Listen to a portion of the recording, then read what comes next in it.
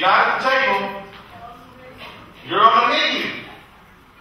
If you're not at the table, somebody's going to open up that menu and have fried Africans. You understand what I'm saying? You got to be at the table.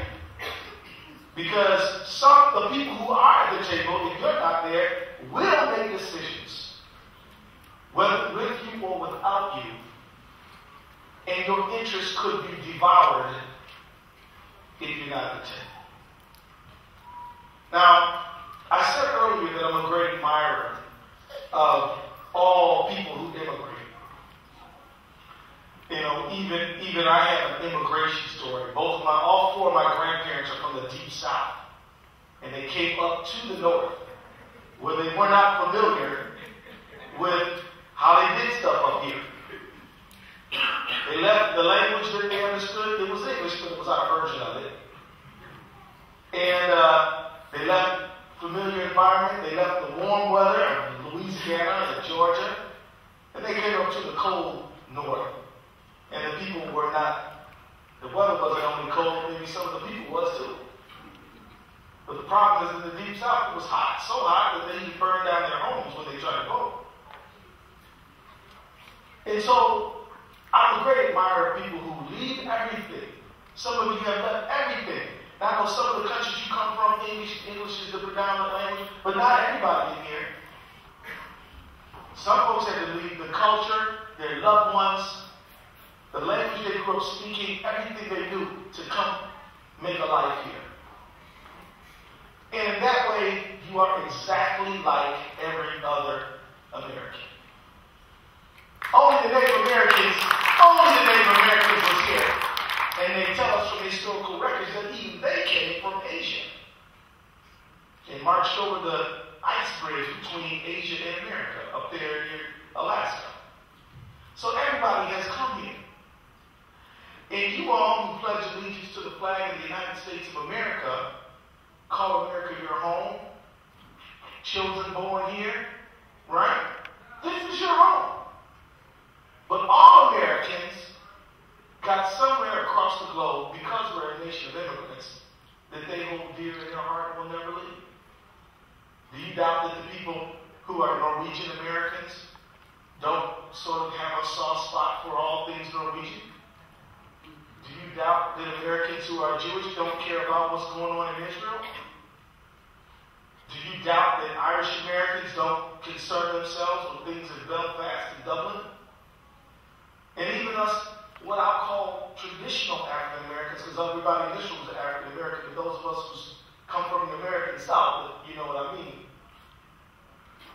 We don't know what country we came from, but we just love the whole continent.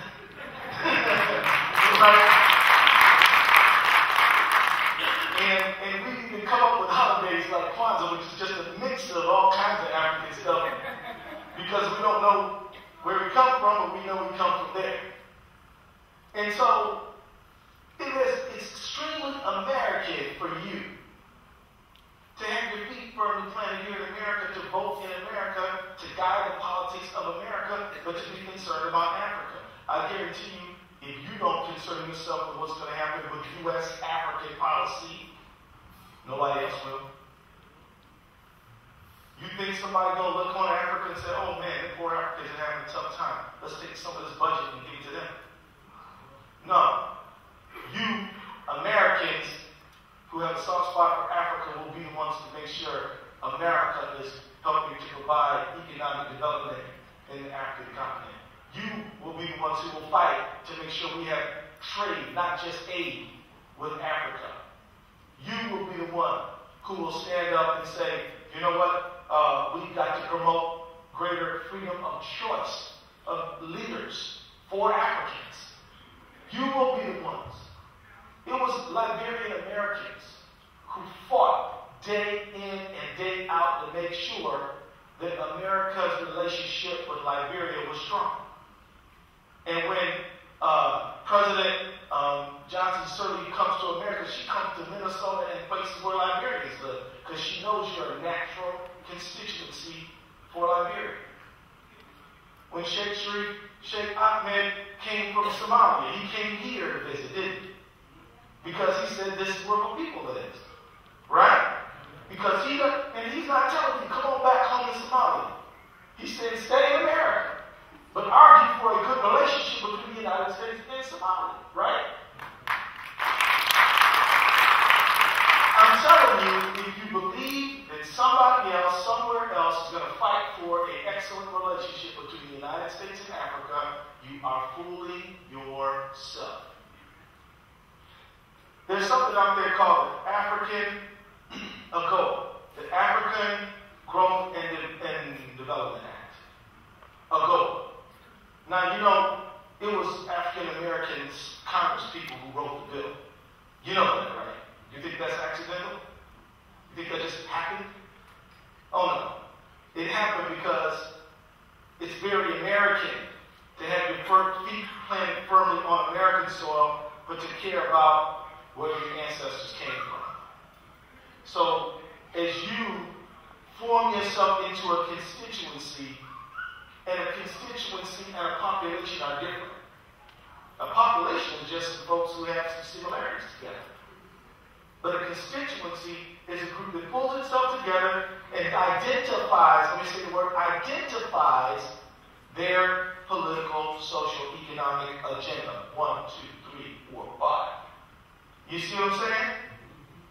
So this group, Dr. Kale, has got to come together and say, how can we identify an agenda which meets the needs of the African diaspora? What are we going to do about women's issues? What are we going to do about democracy in Africa? What are we going to do about making sure that we have an excellent trade relationship with each African country? Because you know you cannot give enough foreign aid to get a country out of poverty. You've got to have trade to get a country from poverty to middle class. And there are African success stories all over the place. If you study the continent, you know that. You also should know that there's a lot of African success stories regarding democracy. In 1990, when I was graduating from law school and Dr. Akali was being real patient with me, as I was trying to grow up into manhood, there were 3 African countries that were multi-party and holding regular elections that actually met some standard of international democracy. Did you know that? About 3. Now, the only country on the African continent that does not hold elections is Eritrea, just one. Every other country does. Now, some of y'all know the quality of the democracy could be better, but you should know. Well, Senegal has had democracy, real democracy, since 1960. Mauritius has had real democracy for many, many years. It broke my heart to see Mali break a regular stream of democracy. Ever since 1992, they had this coup just a few months ago, and now Mali has been set back. And we've got to worry about that. I'll talk about that in a minute. But I want to say that democracy is breaking out all over Africa. Kenya had that horrible situation where so many people died when the ODM and PNU kind of clashed. And it was ugly, wasn't it? But Kofi Annan, son of Africa, helped go there, work out a negotiation, and then just not last August, but the August before last, had a national referendum to solve problems in a way, no loss of life. Now, this doesn't mean people weren't fighting, right? This doesn't mean people weren't fighting hard for what they believe in. They was fighting hard over whether there was going to be county courts or not. They were fighting hard over this, a lot of stuff, right? But they were fighting with ballots, not bullets. This is a very important thing. If people can live, well, we can grow. And if we can grow, we can be prosperous.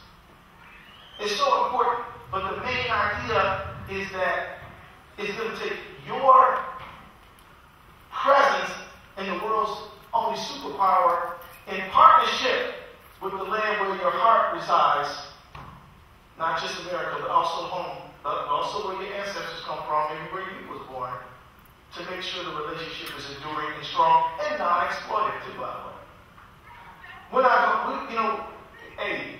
We well know that the West has developed itself by reaping Africans' bounties. I stand here as a product of that. But if we're sharp and we use our status as Americans to make sure the deal is fair, then a fair exchange is no rip-off, right? And so my first lesson to you, and I say this very mindful that an election is only 3 weeks away. I say this very mindful that an election is only 3 weeks away. Because if you all will continue to drive, along with people who love and want to help and support the community, to build that agenda, it won't be long before we can really get American government to be highly sensitive to the needs of the African continent. I mean, let me just say again, I believe that the basic America and the West, their basic attitude towards Somalia is like, well, just lock the door and hope it doesn't boil over. But you neglect something long enough, then it's going to be a problem. You hear about stories in the Red Sea all the time, and with piracy. You hear about Al-Shabaab bombing cafes in Uganda. You hear about the Kenyan border being perforated. When I went to the Dadaab refugee camp, there was 6,000 people a month coming over there. And let me tell you, who's been to the Dadaab refugee camp? Who been to the Dadaab? Somebody, okay, let me tell you what it's like. It's really, really dry. There's not much sanitation. It's overcrowded. And that is the good place, because they're running from the bad place. You follow what I'm saying to you? But if you want the United States to say, look, man, you got to get over that Black Hawk Down problem, and you need to listen to the African Somali diaspora about how to manage and help Somalia grow and develop, that means you got to be wide awake, alert, and engaged with your government. Am I right about this? Now, let me just tell you this. Now, I've talked a little bit about foreign policy, but it's also like domestic stuff that we need to think about. A lot of domestic stuff. I talked about immigration, and all of us in this room are African Americans. 30 years ago, African Americans didn't even discuss immigration like it wasn't our issue. Because all of you guys, it is our issue. And we've got to work as a community to fight for that issue. When the NAACP is talking about what the agenda is, immigration reform needs to be there. But how will it be there if you don't insist that it's there? So we need this massive infusion of African diaspora energy into these African American organizations too. I know it makes a lot of sense to have a Somali student group and a Nigerian lawyers group and a Cameroonian, business group. All that's fine. Do that. By all means, do that. But don't forget that there are some larger organizations where we all got to come together. All right? Don't forget that there's some bigger groupings where when we say this is what the people need, the interest of the African diaspora has got to be at the forefront of that agenda too. It must be informed by your experience. I'm telling you, brothers, every time I see you, I smile because I know that your group has put over 1 million books in Africa. Right? That's not working for us. And I myself have carried, and maybe you broke my back carrying all the books you sent with me. And I dropped off books in the Democratic Republic of Congo, Liberia, Kenya, Senegal, where else? Malawi, and that's just a few. We got more books to drop. We also got to start getting some computers over there too. I know they got some, they can use them all. And so what I'm saying is that we got a lot of work to do, and we got some domestic things to do. Now, I just want to say to you that when you, as a member of the African diaspora, come to the United States, you are inheriting a rich tradition of civil rights. Let me just say this, and I say this with all due respect and all love for all Americans, because I believe that everybody counts, everybody matters. But I'm telling you that your community, the African community, transformed this America from a racial dictatorship into a true democracy. Your community faced the water hoses and the dogs and the deaths and the bombings and the killings. Your community to say it's not going to just be liberty and justice for the white community, it's going to be liberty and justice for all. Your community did that. You are part of that. That is your legacy too. And you must embrace that. And so as I said a moment ago, on November 6th, there's going to be an election. The African community cannot be missing in action. The African community has got to be highly mobilized. Now, between Minneapolis, Brooklyn Center, Brooklyn Park, and even into the 3rd district, I'm glad y'all had Brian Barnes here, the African community can make a big difference in elections all over this state. Don't think you're not the swing vote. You're the swing vote. Whether they pass this bill to make it harder for people to vote or whether they fail may be in this room. The last election for governor was won by 8,700 votes.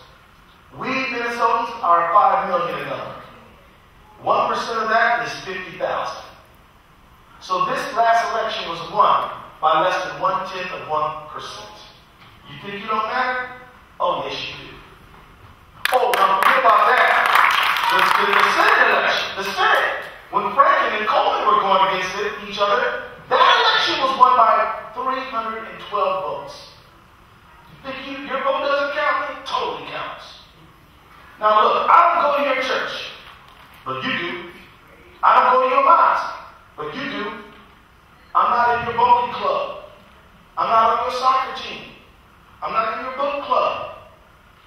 But you are. Do those people know that they got to vote no on this voter ID thing? They need to. If they don't know, they need to know. If they don't know, you have to tell them. If they don't know, you got to make it your personal mission to let them all know. Martin Luther King famously said, the urgency of now, he said the fierce urgency of now. Some of the white pastors, he was a pastor himself, but some of the white pastors would come in and they say, we agree with you. We think that this discrimination stuff is wrong.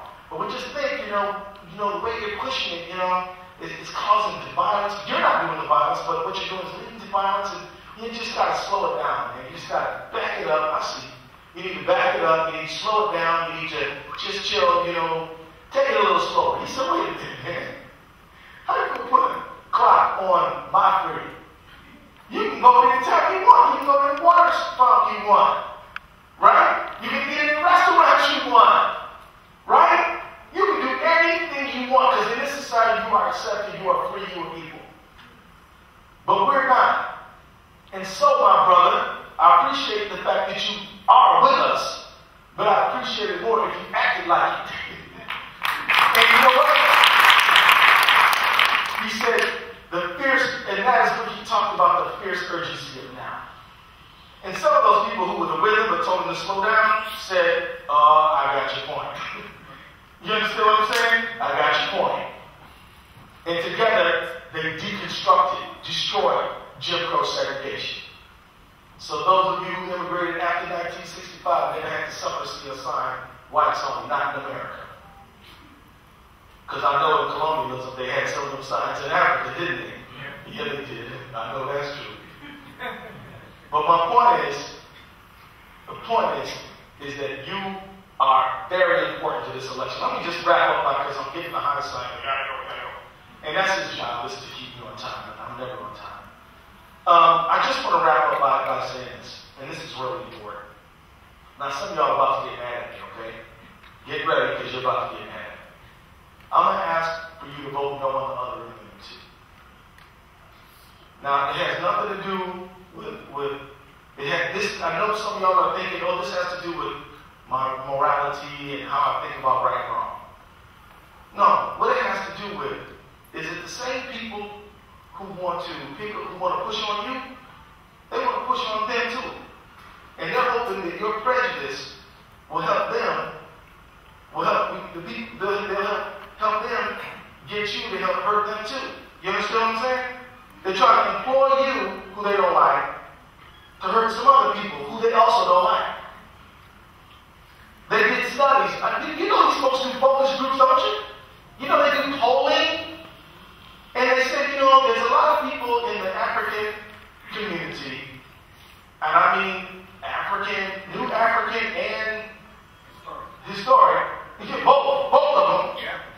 And they said, this is a socially conservative community. They're holy, they know. They know you're socially conservative. And they said, you know what? The Civil Rights Coalition has blacks in it, Latinos in it, also has gays in it. How can we split them apart? Oh, here's what we do. I'm telling you, if you don't believe me, you get on Google and look it up. They wrote reports on it. And they're specifically trying to break the community, the Civil Rights Coalition, apart. Why? So they can win. You need to know this. Now, if your faith, your religion, your sense of morals and ethics cannot bring you to vote no, then just don't fill in that circle. You gotta vote. Because if you don't, we just talked about it, you gotta vote. But every entry on here, you ain't gotta vote for. Like if a judge comes up and you don't know who none of them judges are, sometimes I don't vote for any of them. But don't help somebody hurt you. Do you understand what I mean? Don't help somebody hurt you. And I'm telling you, no matter what you decide, you ain't gonna stop folks in the LGBT community from doing what they do. You think you're gonna stop it? You ain't gonna stop it. All you're gonna do is help some people who are prejudiced against them and prejudiced against you. They will get you to help them hurt somebody else. So follow your conscience and follow your God. Just remember, there's bigger forces at work here, and don't be a pawn in anybody else's game. That's all I'm saying. Now let me just finally say this about the voter ID thing, and I'm going to be done after that. This is a raw power grab. You know what a power grab is? Mm-hmm. It's a power grab. It's a power grab. In 2008, you turned out to elect Barack Obama, the first president of African descent in the history of the United States. But you didn't just come out. The labor union people came out. The Latinos came out. A lot of people who didn't ever want America to be in the Iraq War and were angry about that, they came out. You follow me? A whole rainbow of Americans came out. Blacks, whites, Latinos, all kinds of people came out. So then they said, uh-oh, young people came out. They said, uh-oh, what are we going to do? And then a group called the American Legislative Exchange Council. Say American Legislative Exchange Council. Say it. It's an acronym for ALEC. Get on Google and look it up. This group said we're going to diminish their vote. And they sent a voter ID bill to every state in the union. 50 states, and they got 38 states to introduce that bill. And then they got 10 states to actually pass it. Mississippi was saying you got to have a birth certificate to prove you got to prove citizenship to vote. Now they never said that before. Now here's what I'm saying. This thing, everywhere they pass one of these things, it's been bad. There's a woman named Dorothy Cooper in Tennessee, 96 years old. She's not old enough to be your mother. She's old enough to be your great-grandmother. She could never vote because she was black up until 1965. But after 1965, she voted in every election she regarded as her moral duty and obligation because she saw people hung from a tree trying to vote. So she knew she had to vote. So she did vote. Then they passed this voter ID thing a few years ago. Now she thought, well, maybe I can still vote because she lived in the city of Chattanooga, which is a city in Tennessee, and this police department gave her an ID with her picture on it and her address. But it had her maiden name on it, not her married name. When 96-year-old Dorothy Cooper showed up to vote, wheeled up in a wheelchair because she can't even walk, they told her she cannot vote because she does not have proper ID. This is wrong, y'all. It's wrong. It's wrong.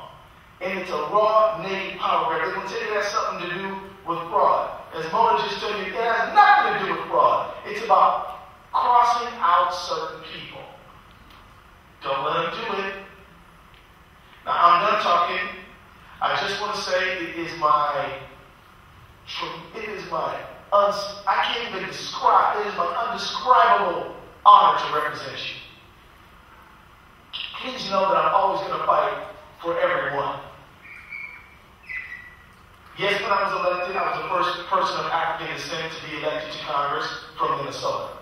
I was also the first Muslim elected in the United States, the whole history of the country. But I don't come to you as a religious leader. I leave the imams and the preachers, they do what they do it better than me. My job is to represent every citizen. And even people who are not citizens. So you're always going to hear me talking about, come on, say it with me. Everybody counts. Everybody matters. And if somebody, and I'm going to leave all the moral judgments to the people whose job it is to do that. Okay? Y'all follow me? And so you gotta vote.